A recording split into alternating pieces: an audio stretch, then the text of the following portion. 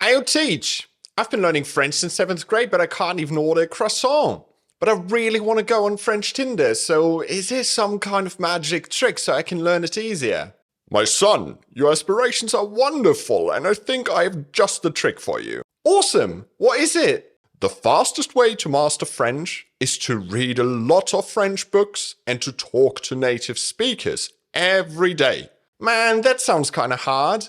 How am I supposed to understand all that if I don't even know the basics? You need to practice the grammar and memorize a lot of vocabulary every day. After all, no pain, no gain, as they say. Most language learners will probably have had a conversation like this at one point during their journey.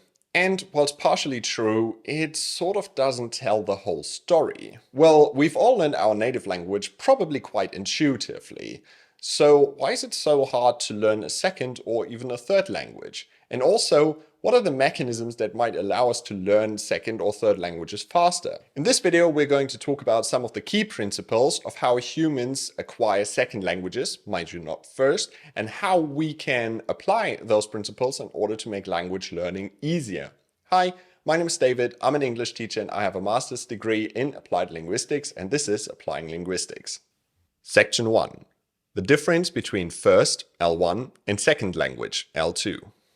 Humans learn languages very differently, depending on whether it is their first language, their L1, i.e. the language that they have learned as babies and that is spoken in their immediate surroundings, in their communities, or whether it is their second language, i.e. the language that is learned at a later age and likely not spoken in their immediate surroundings. In this video, I'll be focusing on two concepts in particular. This list is by far not exhaustive, and it only represents a very narrow portion of what we currently know of how L2 second language acquisition works. So rather than trying to make a complete list of all the things that influence language learning, I want to start by zooming into two factors in particular without which language learning would probably not work at all. The two concepts are input and noticing. Section 2. Input. This may come as a shock to some of you, but one of the most fundamental factors of how language acquisition works is receiving input in that language. There are, however, a few misconceptions about how receiving input in a target language leads to actual acquisition in the end. So how does input work? In the 1970s and 80s, the linguist Stephen Krashen formulated a set of 5 hypotheses that today are just known as the input hypothesis. Now, these 5 hypotheses are far more complex and nuanced and have been subject to a lot of criticism over the years, but the upshot is that input for the sake of L2 acquisition has to be comprehensible and rich. So comprehensible input, as the name implies, means that learners have to be able to understand it with their current linguistic capabilities. If the input a learner is presented with exceeds their current knowledge of the language or their current level, they will simply understand nothing and as a result also learn nothing.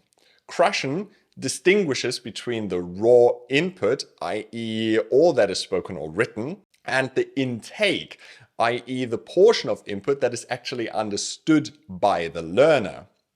In other words, the idea that you just have to live in a country and listen to what's around you seems a little bit unrealistic. Rich input means that in order to acquire a second language, learners have to be exposed to more linguistic features than those they currently know. In a cowardly move, Krashen refers to complicated maths, where he represents the learner's current language ability or the current knowledge of the language with I.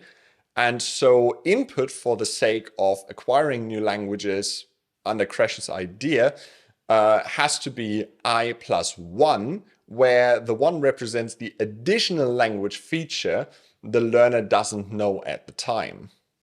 Section 3. Noticing. In a self-experiment of trying to learn Portuguese in Brazil in the late 1980s, another linguist by the name of Richard Schmidt was a bit frustrated with his learning progress in a traditional classroom setting. I bet a lot of us can empathize with this.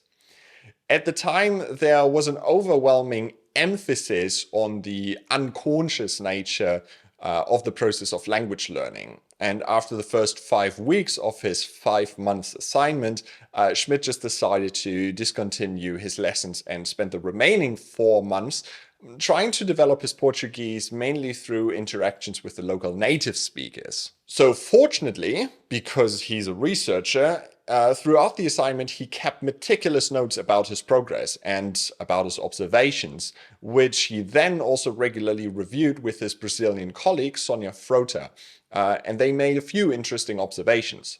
First of all, they found out that whilst classroom learning was definitely helpful to Schmidt's language development, the active interaction with the local native speakers yielded far better results. Second, and more importantly, the researchers noticed that Schmidt's capacity to attain language from input subconsciously was highly limited.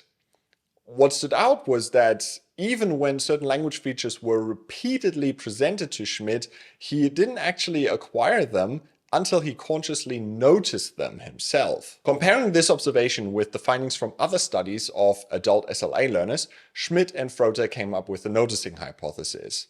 This hypothesis states that the learner must attend to and notice linguistic features of the input that they are exposed to if those forms are to become intake for learning. So the idea that you can just put on a conversation tape whilst you sleep and acquire a language subconsciously while listening to it is probably a myth. And even if brain activity was significantly increased, as in the movie Limitless, it wouldn't really circumvent the basic mechanism. Conclusion. If you want to learn a second language, receiving input in your target language is an indispensable foundation. You can't simply memorize a grammar and a dictionary and expect yourself to speak the language fluently. However, the input that you receive should be A, comprehensible, i.e. it should be appropriate for your current level, and B, rich, i.e. it should have a few elements that are new to you so that you can learn them. On top of exposing yourself to comprehensible and rich input, it is important that you create opportunities to notice new language features. So, in other words, if your input is I+1, where +1 is the new language feature you're supposed to learn, you will only be able to learn it if you actually recognize that it is there. The same goes for updating and correcting the language that you have already learned. If you make a common mistake repeatedly, it is important that you notice it and also know how to correct the form. Lastly, I want to reiterate that these are only two of several concepts that we have identified which impact language learning. Only these two are by themselves absolutely insufficient if you want to achieve any level of fluency in a second language. But they are a crucial foundation for a lot of the other stuff that is going on in your brain during language learning. I'm planning on making more videos on this topic that introduce concepts such as the role of output, practice, attention, memory, and why mistakes happen in the first place. But if there's anything you want me to talk about, please let me know in the comments below, and I can also answer sort of smaller questions right there. So until then, I say thank you so much for watching, and I hope to see you in the next one.